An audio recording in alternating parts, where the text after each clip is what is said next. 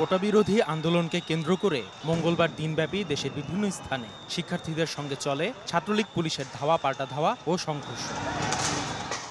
পরে মধ্যরাতে রাজধানীর নয়াপল্টনে বিএনপির কেন্দ্রীয় কার্যালয়ে অভিযান চালায় পুলিশের গোয়েন্দা বিভাগ।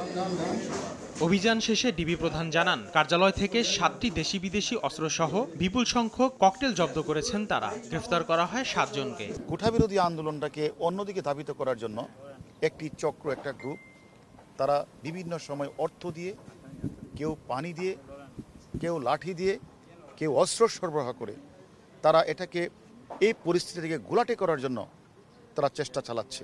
প্রেস ক্লাবের সামনেও গাড়িতে আগুন লাগানো হয়েছে।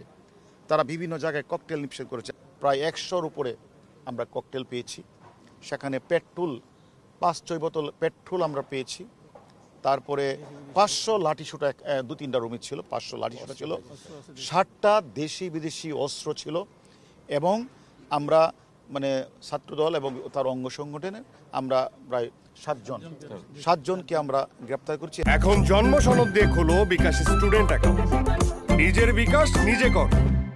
এদিকে অভিযানের পরপরই বিএনপির সিনিয়র যুগ্ম মহাসচিব রুহুল কবির রিজভী ভার্চুয়াল সংবাদ সম্মেলন করেন। তিনি দাবি করেন, শিক্ষার্থীদের আন্দোলনকে ব্যবহার করে বিএনপির বিরুদ্ধে চক্রান্ত করছে সরকার। বিএনপিকে ভিন্নভাবে সন্ত্রাসী হিসাবে চিহ্নিত করার একটা জঘন্য চক্রান্ত হিসেবেই তারা মধ্যরাতে বিএনপির কার্যালয়ে এই নাটকটি করছেন।